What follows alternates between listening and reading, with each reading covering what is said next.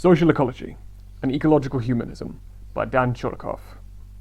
Social ecology begins with an exploration of the past, in order to gain an epistemological understanding into how humanity defines and thus constitutes nature.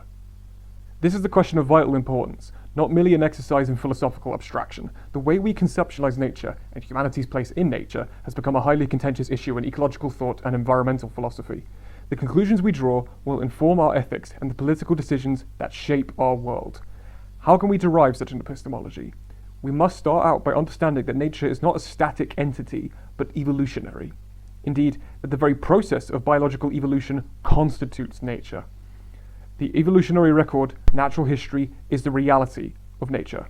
From the molecular to the biospheric level, nature is in a process of constant flux and change.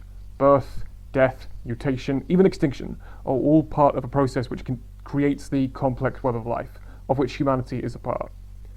In biological terms, then, nature is both being and becoming. Evolution is nature. First nature and humanity. Humanity must be placed within the evolutionary matrix and recognized as playing a unique role in that matrix by virtue of our capacity for both creative and destructive interaction with the rest of nature. As a species, we have the ability to profoundly affect other species, ecosystems, and the biosphere itself in ways unparalleled by any other life form. This makes us both an integral part of nature, a product of the same evolutionary forces that created all other species on this planet, past and present, and at the same time, distinct in our ability to affect nature. Social ecology recognizes this fact, compelling us to make a distinction between what we term first nature, nature according to processes not affected by humanity, and second nature, which is nature determined by human consciousness and action. In first nature, a primary mode of evolution is natural selection. Species change or mutate over time in order to adapt to the environment in which they find themselves, thus conferring an evolutionary advantage that ensures survival and regeneration. At some point, cultural evolution emerges out of, though it doesn't replace, biological evolution. Second nature is best characterized by the emergence of self-consciousness and culture. Humanity remakes itself constantly through processes of tool-making, technology, institution building, explanation, religion, philosophy, science, and art. As humanity advances, our understanding of the evolutionary process, of physics, of genetics, and other areas of science, our species is becoming, at least potentially, to use Johann Gottlieb Fichte's phrase, nature rendered self-conscious. Nature aware of itself and consciously forming its own development to an unprecedented degree, and with a rapidity seen nowhere else in nature. Humanity adapts the environment to meet its needs. Cultural evolution is a remarkably dynamic process capable of transforming the conditions of a society in less than a generation. If we acknowledge the reality of a second nature, produced by human creativity and artifice, as distinct from first nature, we must also recognize that it grows directly out of first nature, or biological evolution. Thus, logically, first nature contained within itself, from its very inception, the potential for second nature. Natural history, the evolutionary record, must be read as a process in which nothing essential is lost. Second nature still contains within it first nature. Complex forms of mammalian life begin as single cells and organize into complex cellular forms, organs, contained within still more complex assemblages of cells, organisms. The pH of the ancient oceans in which life first began is replicated in the amniotic fluid that supports life in the womb of complex mammals like human beings. In a certain sense, the conception, gestation, and birth of an individual person roughly replicates the process of biological evolution. Our species comprises both first and second nature. When we view the evolutionary record over the whole of biological development, we see a movement toward ever greater degrees of complexity and diversity of life forms, and the potentiality for consciousness and self-consciousness. This is not to say that there is a linear, unbroken ascent toward human consciousness.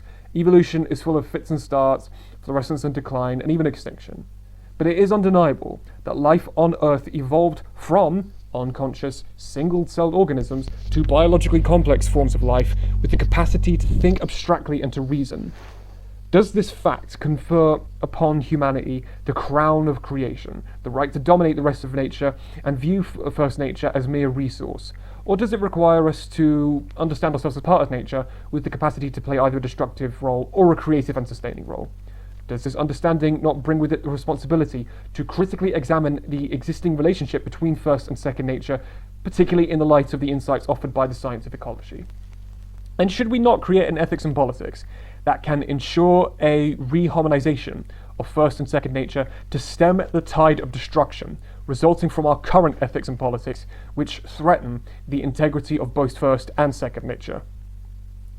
Social ecology suggests that we need to look at first nature to gain insight into the principles that inform natural history and ensure ecosystem health.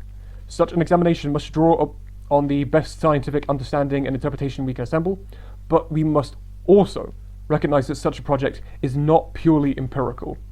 The history and interpretation of the laws of nature is fraught with highly subjective, politically charged moments. For example, in the 19th century, social Darwinists like Herbert Spencer twisted Darwin's ideas to provide a rationale for British colonialism and imperialism. More recently, Hitler justified his views by drawing upon the immutable laws of nature.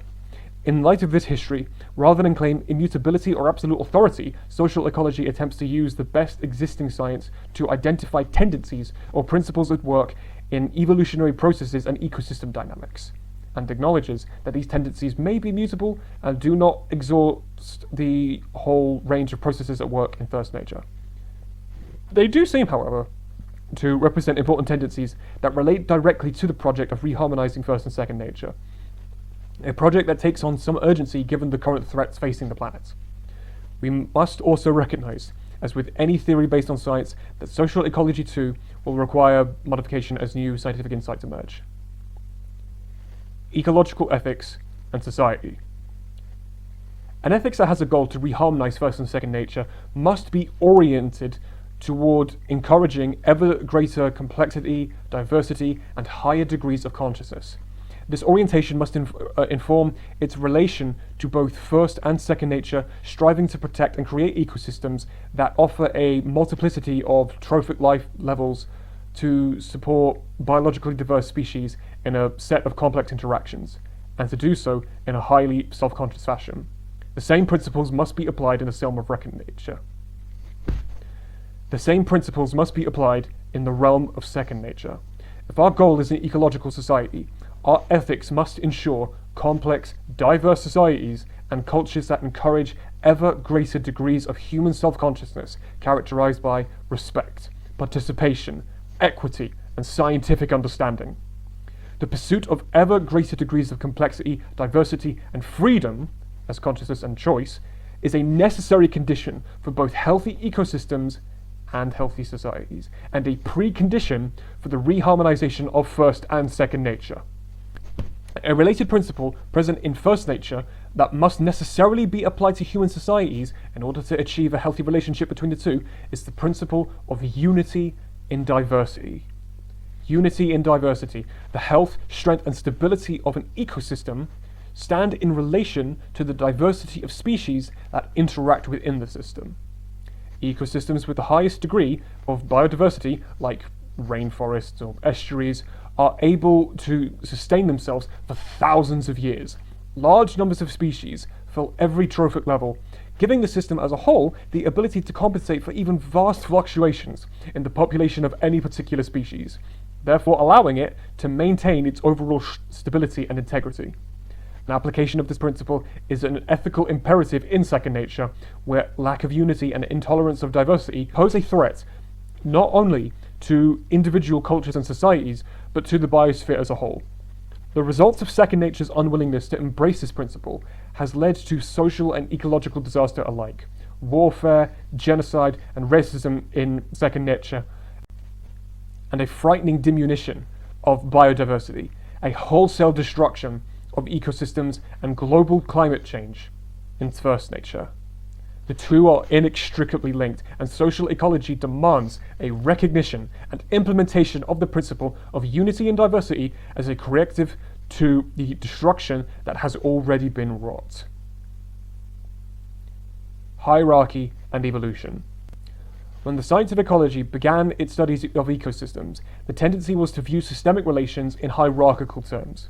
A central concept in understanding ecosystem dynamics was that of the food chain, a rigid hierarchy of dependencies in which the largest carnivores were placed at the top.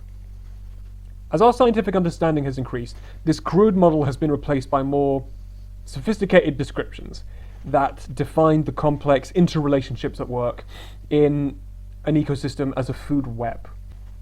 The food web describes an essentially non-hierarchical network of relationships based on interdependencies, linking together all species into a mutually supportive whole.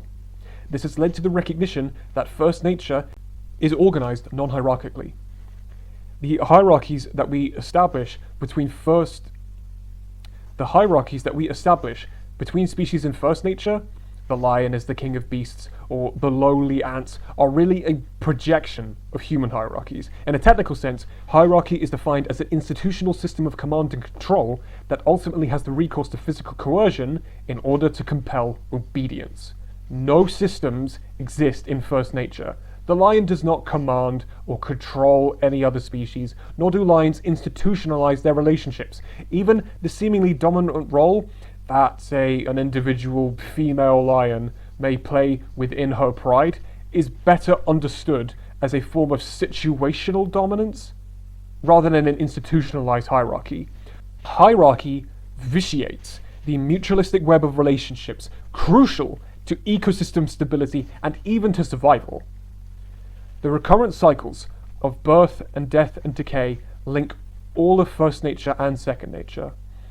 Despite the undeniable role played by inter- and intraspecies competition for evolutionary advantage, ecosystem dynamics are best characterized as rooted in the principle of mutualism. Each species plays a critical role in the health and development of the other. This is true even in predator-prey relationships where various species are mutually dependent. Put somewhat simplistically, predator species depend on prey for survival, and the prey is dependent on the predator for maintaining healthy population levels. The mutualistic relationships at work in an ecosystem become more complex in direct proportion to the biodiversity of the system. Evolution is above all the realm of potentiality. Every life form contains within it a set of possibilities, both biological and behavioral. These potentialities and the striving to actualize them are what drive life forward. The degree to which this process is conscious and a major factor in natural history, and one way that we can begin to differentiate Second Nature from First Nature. This is not to suggest a radical disjuncture between First and Second Nature.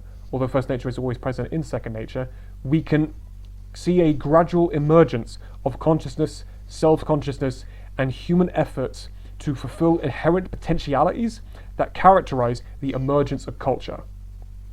If mutualism is to serve as a natural tendency that informs human ethics, it must be rooted in this understanding of potentiality. It must be a part of the continuum of behaviors that make us human. This potentiality has found wide expression throughout the whole of human history, which itself offers convincing evidence that we must incorporate this principle into an ethical framework that allows us to fully reharmonize First and Second Nature.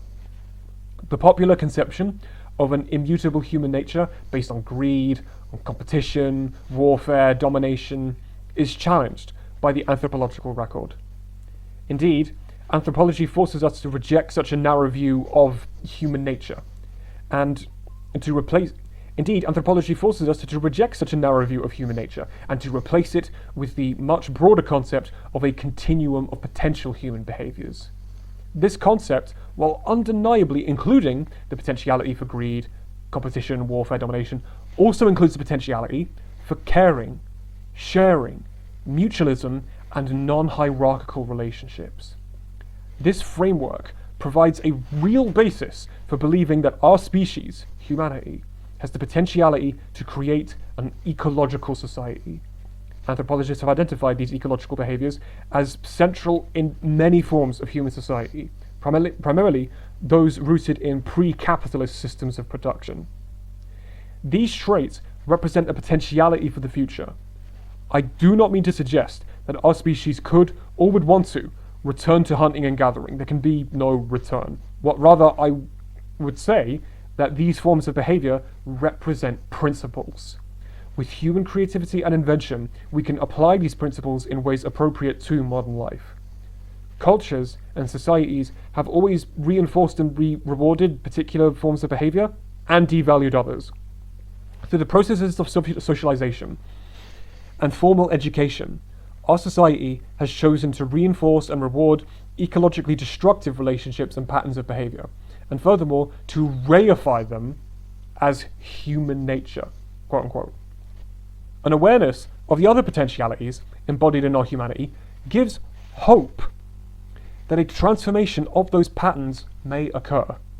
Although by no means guaranteed or preordained, social ecology argues that such a transformation must occur if we are to achieve our potential, to become nature-rendered self-conscious, thus reharmonizing first and second nature and resolving the ecological crises that threaten our existence.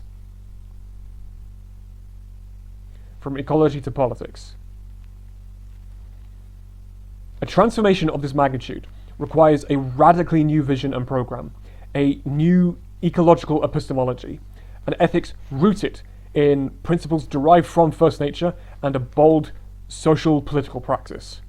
We must be willing to undertake a searching examination of the roots of the ecological crisis, using the ethical principles we derive from our understanding of nature. Such an examination leads us from the realm of traditional environmentalism, still rooted in a dualistic epistemology that views quote-unquote nature as a collection of natural resources, to a social ecology that promises a fundamental reharmonization of first and second nature. Indeed, this recognition calls for political solutions that go far beyond the band-aid approach advocated by most environmentalists. It requires that we resolve the social crises that are the underlying causes of our various environmental crises. It suggests that healthy ecosystems and a healthy relationship between first and second nature can only result from an ecological society, and that such an ecological society must be an ethical community, rooted in the ethical principles that we derive from our understanding of first nature itself. The ecological crisis demands more than a change in consciousness. Though such a change is necessary, it is not in and of itself sufficient.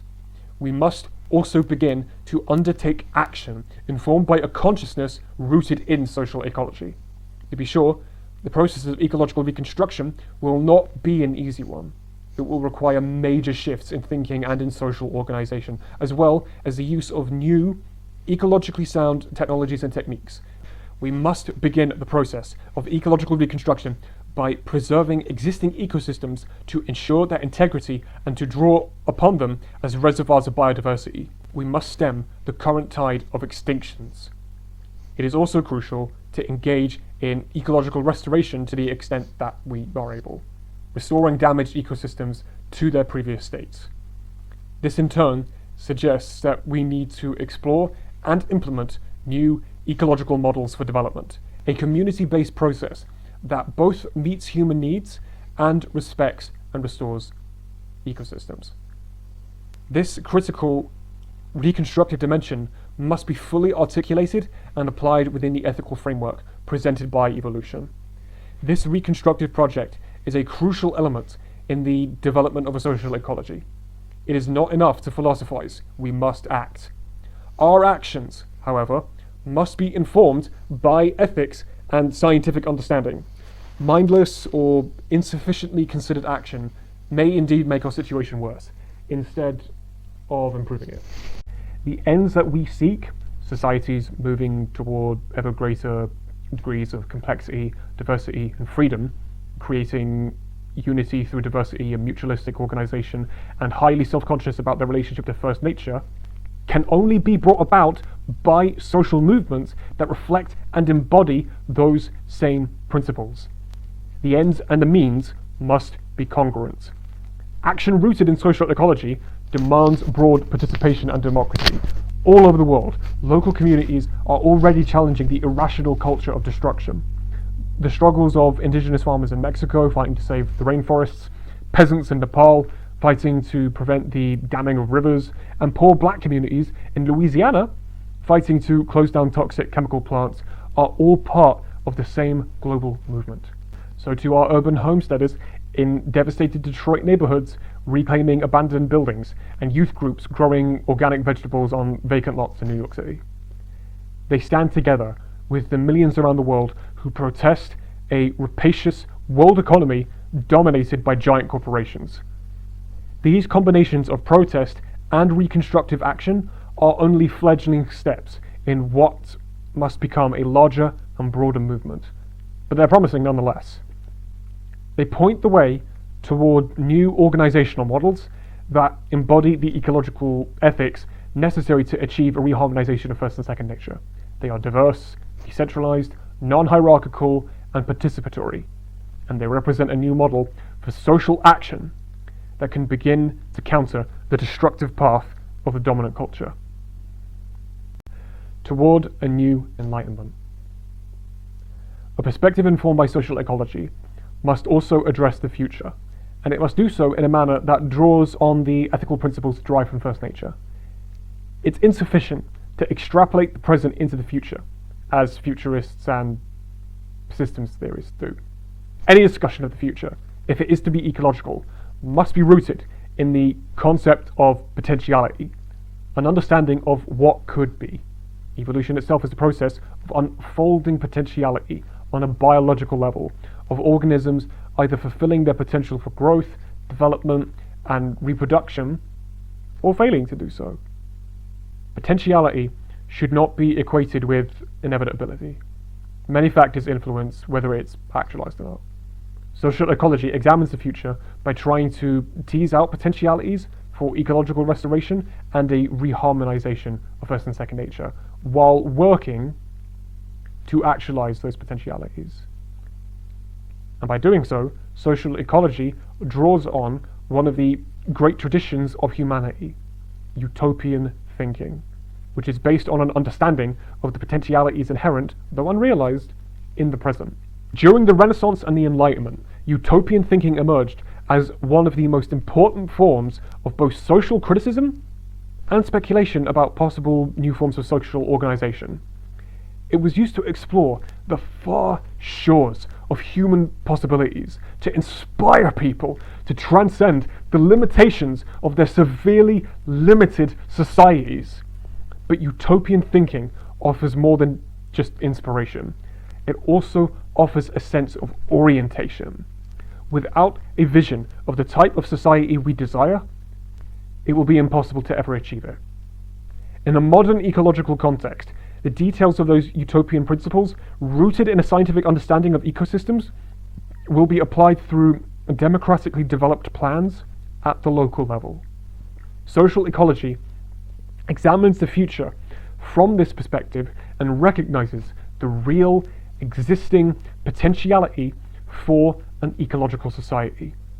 Utilizing modern scientific insights and techniques, we have the potential to solve the world's ecological problems. We can create and utilize non-polluting, renewable sources of energy.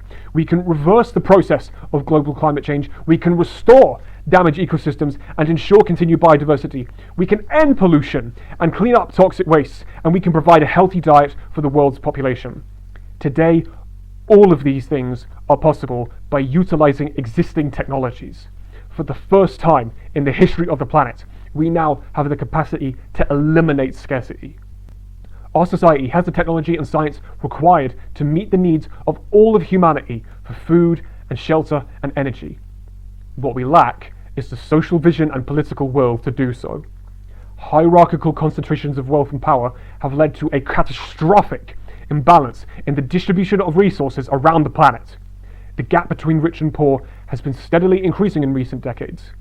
Just as the Enlightenment led to a restructuring of society that shook the foundations of the old social order, a new Enlightenment rooted in social ecology must aim for the same. I'm painfully aware of the limitations and many problematic aspects of the original Enlightenment, and I'm not advocating that we should replicate its content, but rather it represents a process from which we can learn. The Enlightenment project began with a set of ideas that offered a radical critique of what was and a transcendent vision of what could be and what should be, rooted in a new ethical framework. A similar process is urgently needed today if the potentiality for an ecological society is to ever be realized. To fail to do so is to abandon our humanity and enter headlong into an era of unprecedented ecological devastation.